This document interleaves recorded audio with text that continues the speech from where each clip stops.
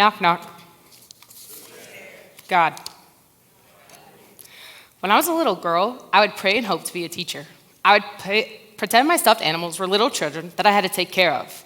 I would take them to school and then switch roles and be their teacher.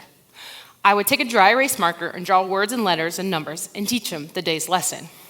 I would then send the students home, pick up my own kids, and begin to prepare dinner.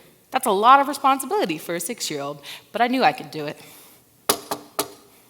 Flash forward.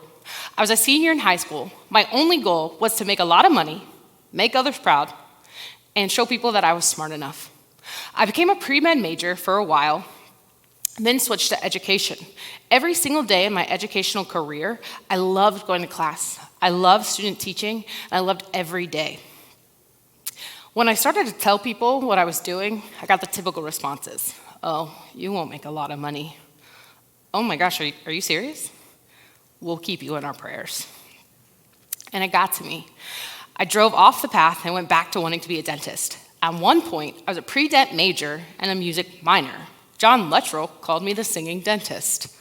But as I thought I was doing the right thing, I graduated after a 400-hour capstone in a dental office where I learned I don't want to be a dentist at all. So I had another great idea. Let me be an insurance salesman. Mind you, I couldn't sell you the shirt that you are wearing today. After 2 months of studying hard, I passed my exam. I was doing 40-hour work weeks. I sold 0 insurance packages.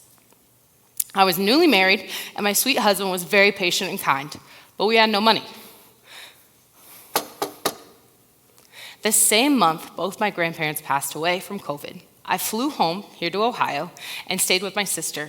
She sat me down and told me I needed to stop running away from the things that were bringing me joy because of what others said to me. I put in an application to be a substitute teacher on a Tuesday. The very next day, I got a call saying they wanted to set up an interview. I had an interview and was hired that same day. I started the following week. I started that year off being a long-term sub, and they liked me so much they offered me a full-time position. I got Rookie Teacher of the Year, and my kids had the highest growth rate, 3rd through 12th grade. But my husband and I found out we were pregnant with our daughter, and we decided to move back to Ohio. When we moved back, what did I do? I started to work at a bank. I was an 8-month pregnant banker who thought, there's no way I'm going back to teaching. That's not what I want to do. That's not where I'm meant to be.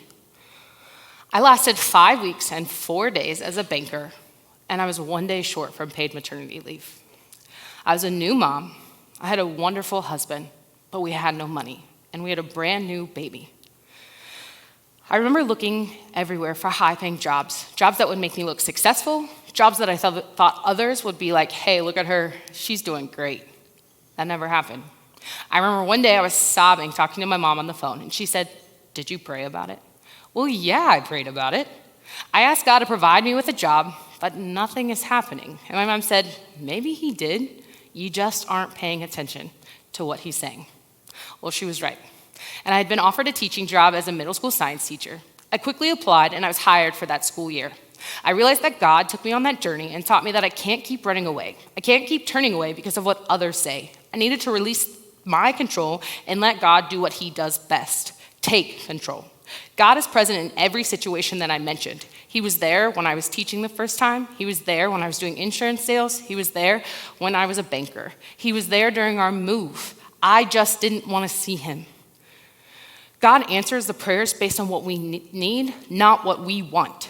We see this theme in the Bible if we look at Proverbs 3, verses 5 and 6. Trust in the Lord with all your heart and lean not on your own understanding. In all your ways submit to him, and he will make your path straight. In my story, I strayed from the path that God was putting before me. My path was being far from being straight. It isn't easy, but it's important. Even this past week, when Dale texted me and was like, hey, do you want to come do a 5x5? My instant response was, hey, this is Jessica West. Are you talking to me? Because I have nothing to say.